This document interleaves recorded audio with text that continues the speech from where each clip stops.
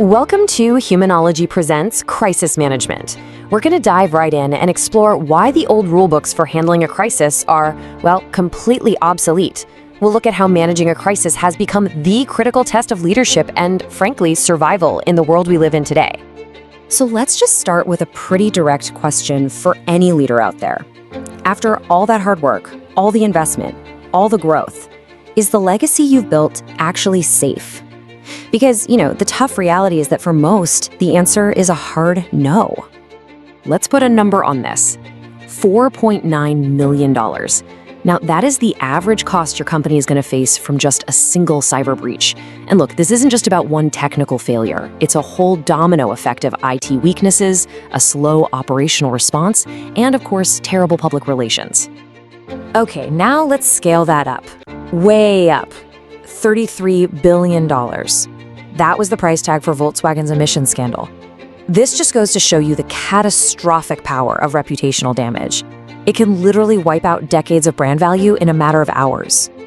And if those numbers weren't sobering enough, here's the final one. 60%, almost 2/3 of all companies that get hit with a major crisis to their reputation, they just never get back on their feet. Their market value never recovers. They either flatline or they just disappear. So what are these numbers really telling us?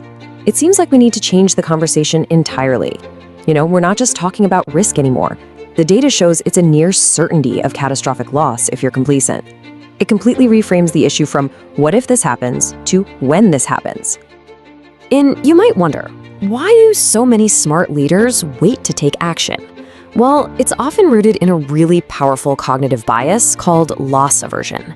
It's been proven that the psychological pain you feel from losing something is literally twice as strong as the pleasure you get from an equal gain. This instinct, it governs pretty much every high-stakes decision made in a boardroom. And this is so interesting because it kind of explains why a lot of traditional training just doesn't work. See, any pitch that focuses on the potential gain of enhanced skills, it just doesn't hit home. It doesn't trigger that powerful primal need to avoid loss. The real conversation, the one that gets attention, isn't about what you might gain. It's about protecting what you are almost guaranteed to lose. So let's be crystal clear about this. The penalty for being unprepared isn't some hypothetical what if. No, it's a statistically proven multi-million-dollar fine that's just waiting to be slapped on your company's bottom line. And here's the breakdown of those specific, very real costs. You've got that nearly $5 million price tag for just one cyber incident. Then you have the potential for those multi-billion-dollar reputation hits, where a single negative search result can slash your revenue by 22%. And finally, operational downtime, which just bleeds revenue and absolutely destroys your ROI. This isn't about fear, it's just about the math. But it's not just about doing nothing. It's also about the tools you're using. Because that crisis plan that many companies have sitting on a shelf right now, it isn't just outdated. It might actually be guaranteeing your failure against the threats we face today. Why? Simple.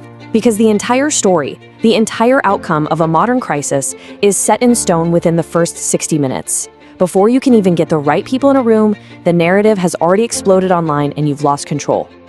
Your old playbook was built for a world of bad press and product recalls. But today, you're fighting malicious AI deepfakes, coordinated swarms of bots, and incredibly sophisticated phishing campaigns. This isn't a PR problem anymore. It's an urgent information security war. And this is exactly why we need to think beyond a simple plan. What's really needed now is a dynamic, strategic shield. And one example of this modern approach is something called the Crisis Leadership Blueprint. The whole goal of a framework like this is to make a fundamental shift in your entire strategy. You're moving away from a dusty, reactive playbook and towards an institutionalized resilience protocol. Think of it like organizational muscle memory that kicks in, ensuring speed, precision, and authority when the pressure is at its absolute highest. So, what does a framework like that actually look like in practice? Well, let's take this 3-day blueprint as an example. Day 1 is all about leadership, risk, and grabbing control of that crucial initial narrative. Day 2 gets into the nitty-gritty, making the response operational and future-proofing your systems.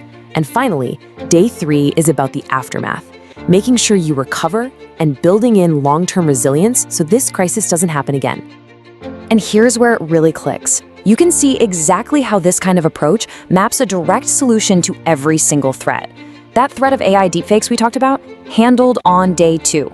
That critical first hour, that's day 1, module 4. And what about eliminating the leadership panic that makes everything worse? That's a core focus right from the start on day 1. The whole idea is that for every modern threat, there is a concrete, actionable solution ready to go.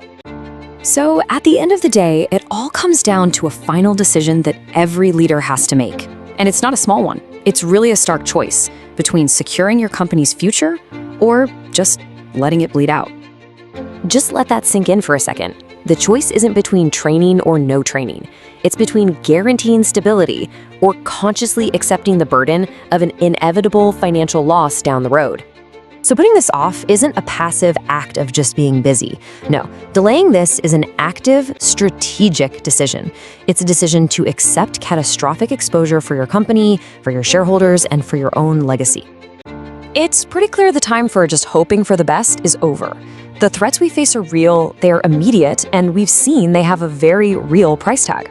The only logical step is to secure your blueprint. Contact Humanology.